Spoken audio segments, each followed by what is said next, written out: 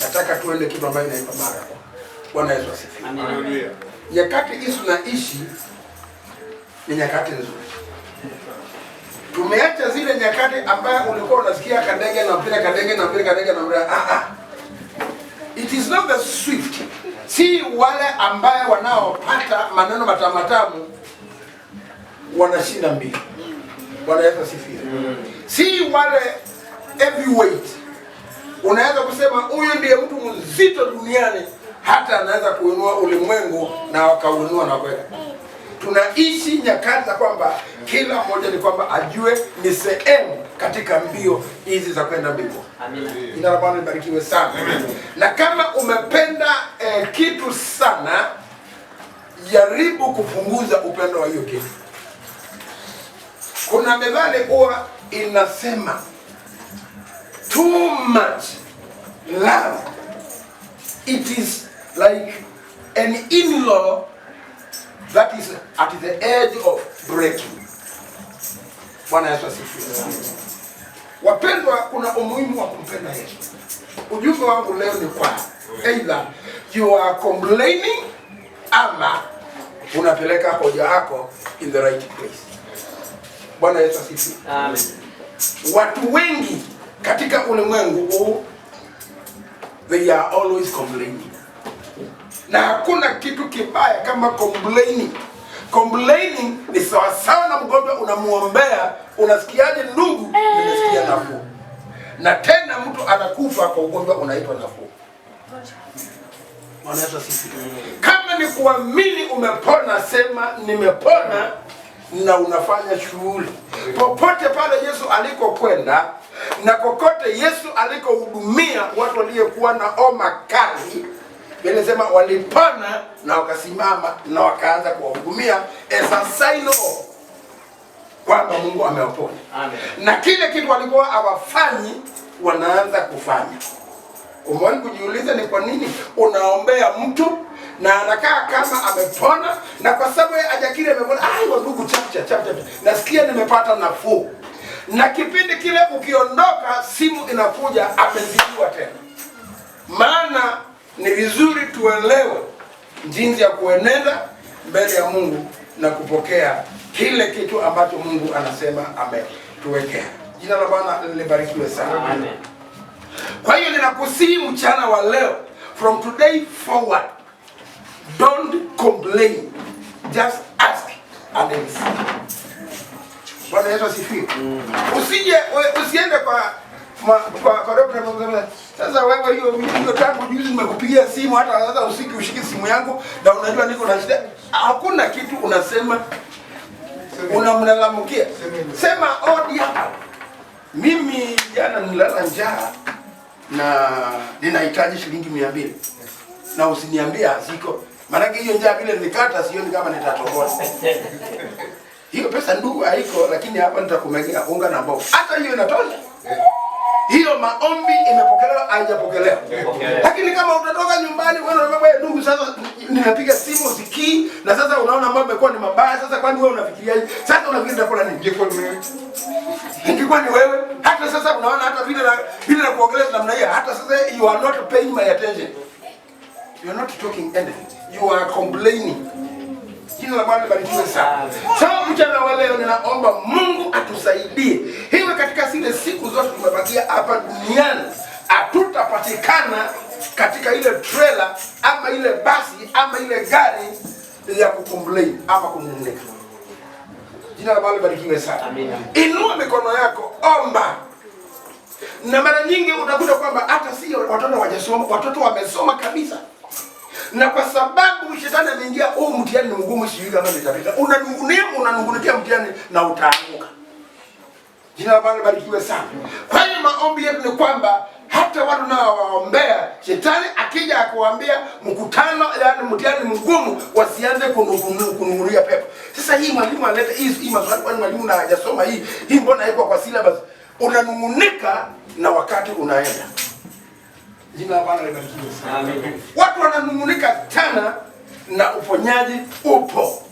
Watu wananung'unika sana na baraka zipo. Watu wananung'unika sana na ushindi upo. Watu wananungulika sana maana maadui wamekuwa na nguvu, lakini Biblia inasema and the God of heaven will bring the devil speedily chini ya kisigino chako. Amen. Jina la Bwana libarikiwe sana. So ni maombi yangu Mungu atusaidie tusije tukapatikana katika kategoria ya kunung'unika, lakini tupatikane katika hali ya kusema shida zetu straight. Na tunaposema shida zetu straight, hapo tutakuwa we are already done. Jina la Bwana libarikiwe sana. Amen. Kitabu cha Yohana Mtakatifu mlango wa 5. Hii ni story ambayo umeisoma kila siku, lakini usianze kusema ni kwa nini amehubiri hapo, na hata mimi hapo naweza sema off air. Jina la Bwana libarikiwe sana. Bila amekuwa amekaa moto, kumbe ni hapa na hapa mimi najua. Na nimeanza kusikia ujumbe siku nyingi. Jina la Bwana libarikiwe sana. Amen. Biblia inasema ili katika kitabu hicho cha Yohana Mtakatifu, mlango ni wa 5 mstari wa 5 hadi wa 7. Biblia inasema hivi: na hapo palikuwa na mtu ambaye amekuwa hawezi muda wa miaka 38. Yesu alipomwona huyu amelala, naye akijua ya kuwa amekuwa hali hiyo siku nyingi, alimwambia, wataka kuwa mzima? Ni swali hilo. Wataka kuwa mzima? Ni swali hilo. Hebu tuangalie majibu ya huyo mtu. Yule mgonjwa akamjibu, Bwana, mimi sina mtu wa kunitia birikani maji yanapotibuliwa, ila wakati ninapokuja mimi mtu mwingine anaingia.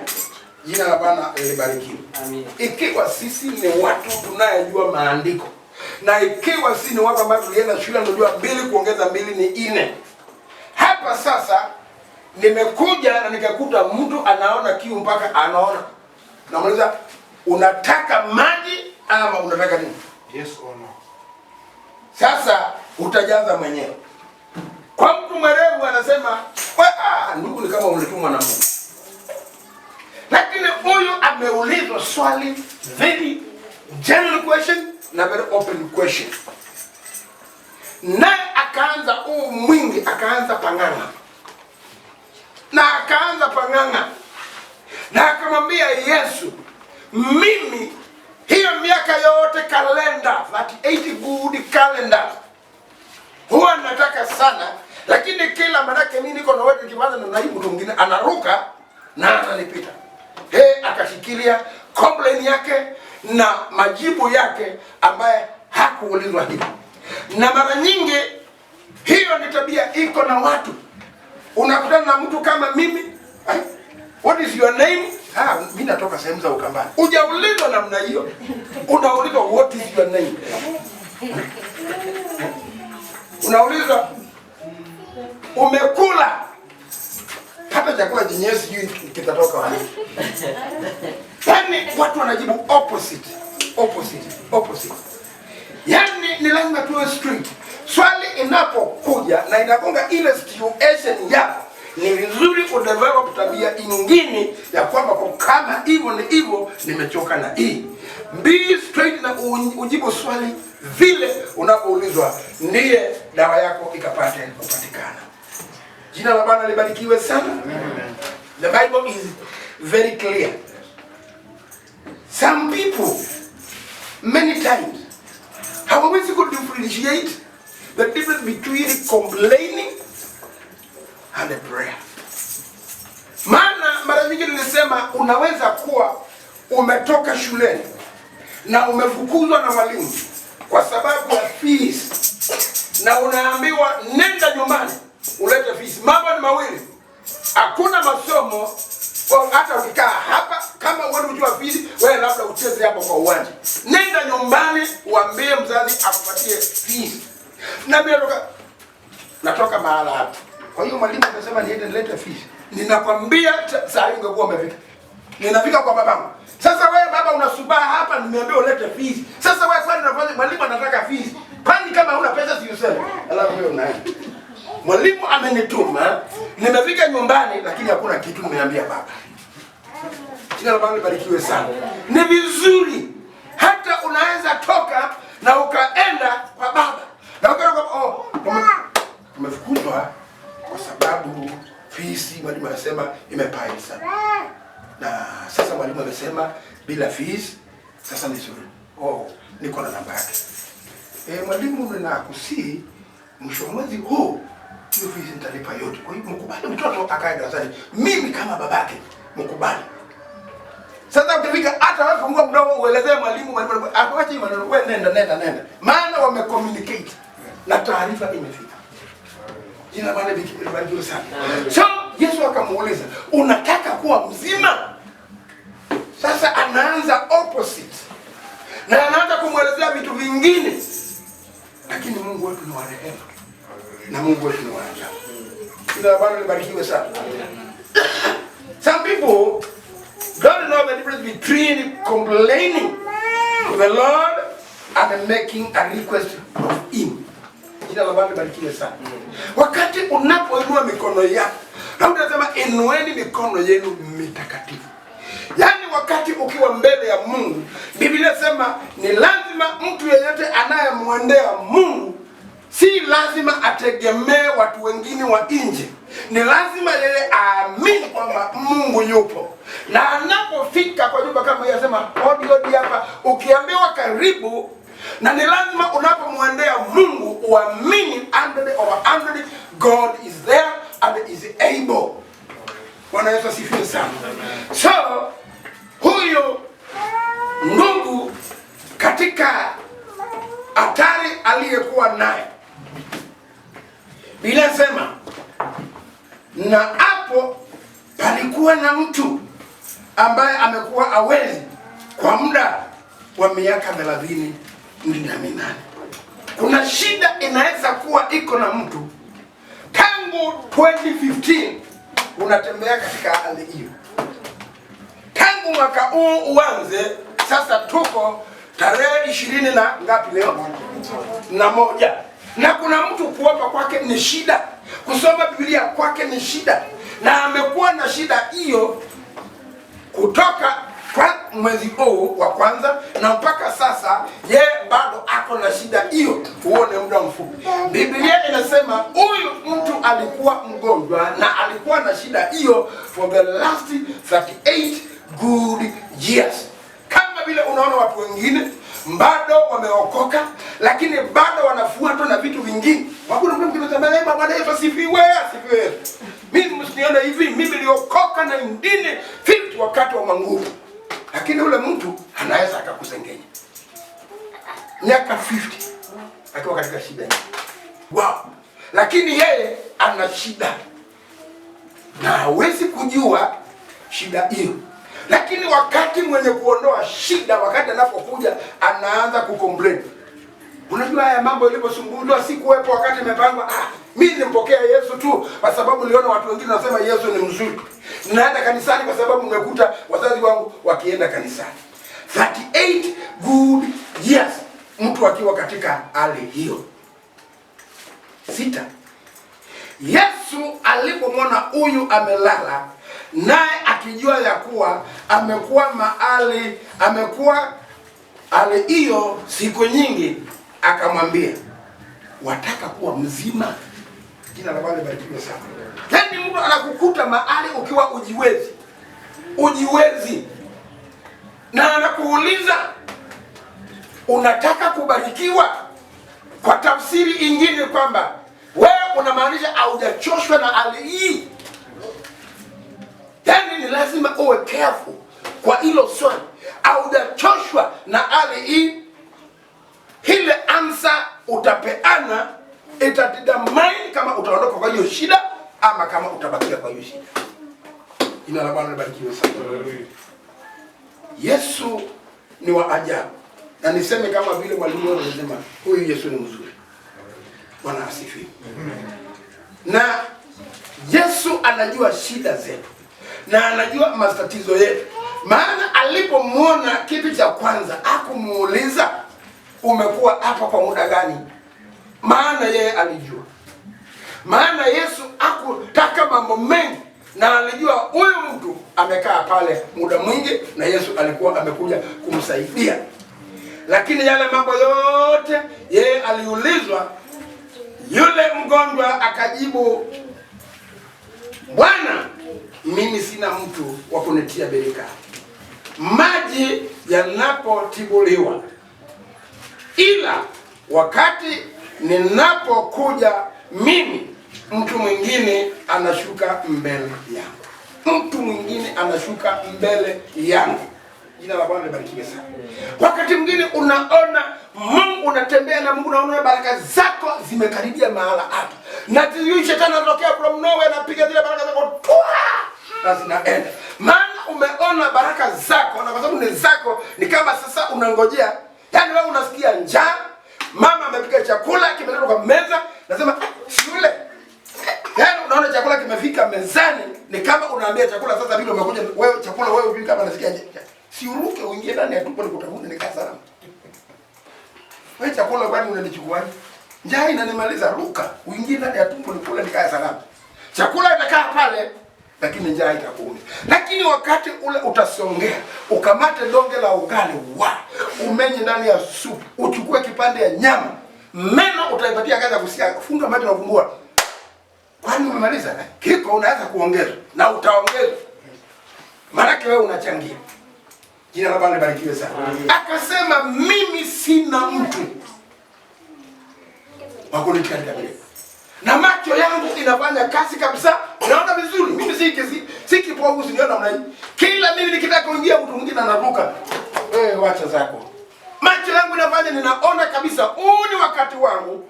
Lakini ninapotaka mtu mwingine sasa anatokea from nowhere, anaruka. Na miaka inazidi kuendelea. Ana Yesu asifiwe sana.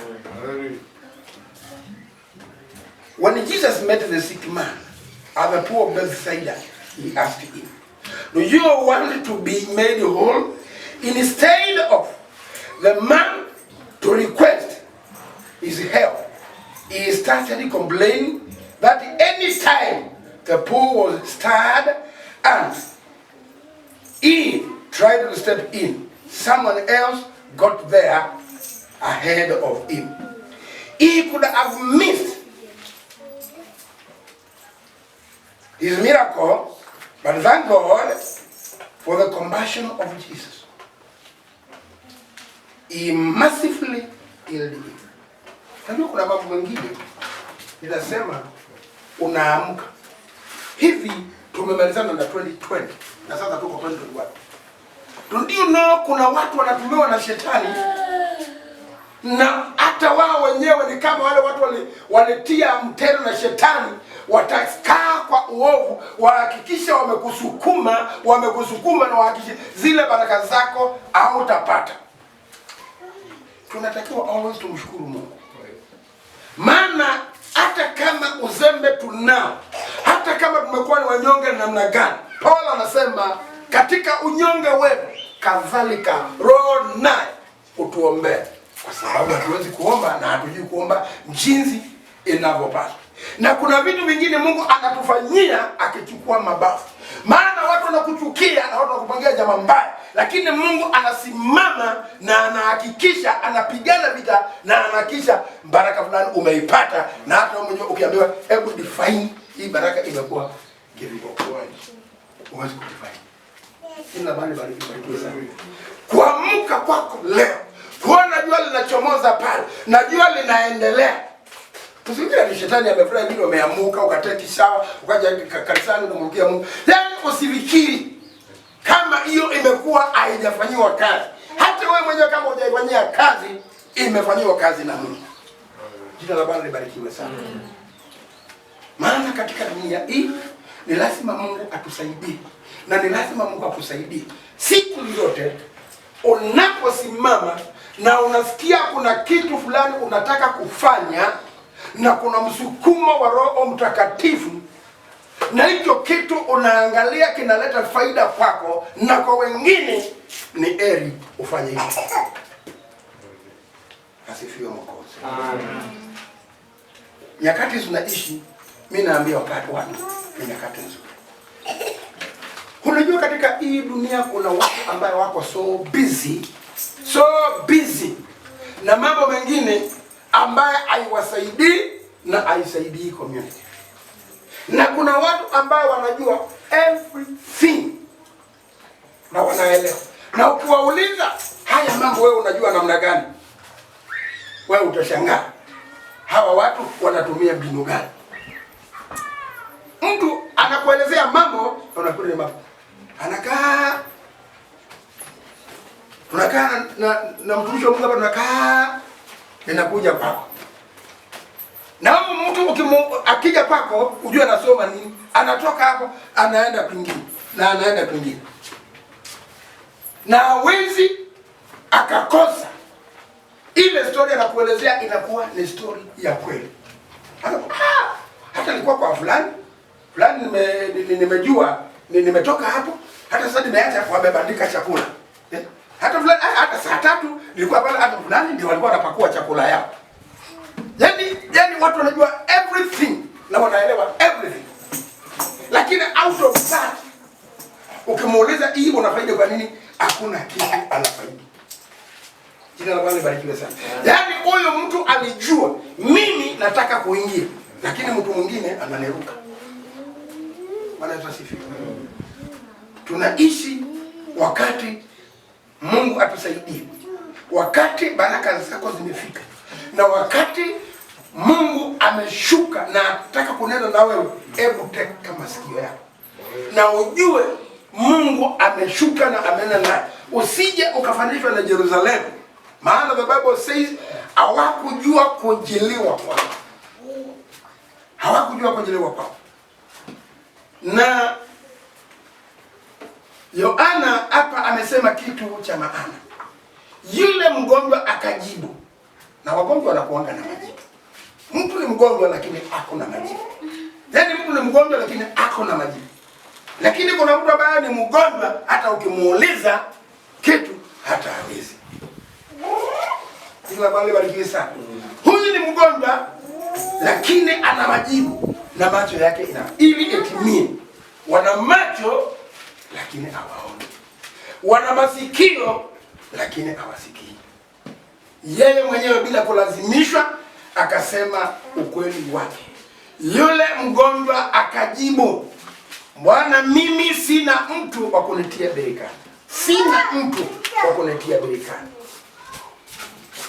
Tunaishi nyakati ambazo 3/4 ya watu wengi hawajajua Yesu yuko ndani yao. Na Roho Mtakatifu yuko ndani yao.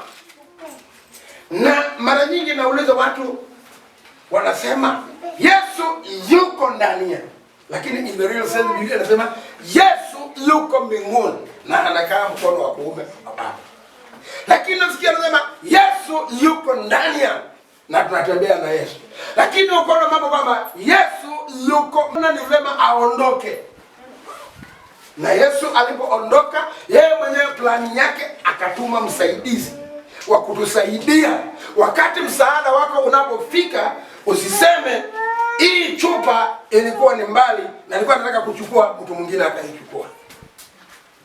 Nilikuwa nataka kufanya jambo hili lakini mtu mwingine akanipitia mbele na akaifanya. Tunaishi nyakati kila mmoja ni lazima asikilize the induction of the Holy Spirit. Akikwambia kitu fulani si kizuri, usingojee nabii. Sema hii nimesikia clear. Hata kama sikusikia, mimi nasikia kwa kweli hii si jambo zuri. Bwana Yesu asifiwe.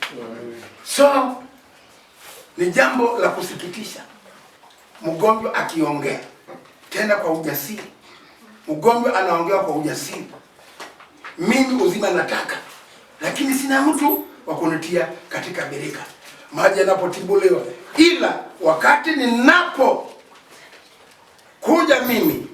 Kwa hiyo hata sasa it is confusing. Wakati mimi mgonjwa ninapotaka mimi na mtu mwingine ananipita. Biblia inakuanga na mafunzo. Jina la Bwana libarikiwe sana. Amen. Anajieleza. Na anajieleza kwa lugha ambaye ni kama anataka simba ni fulani, maana anajua kwa kweli hii ni zamu yake. Lakini sasa mimi ninapoinuka, mimi hapo maji inapotibuliwa, mtu mwingine amenipita. Yesu akamwambia, simama, itwike godoro lako na uende. Sasa hebu angalia, huyu ni mtu ambaye amekuwa ni mgonjwa na uponyaji ulikuja kitambo, na mikono yake iko na maso na mikono yake inasimama.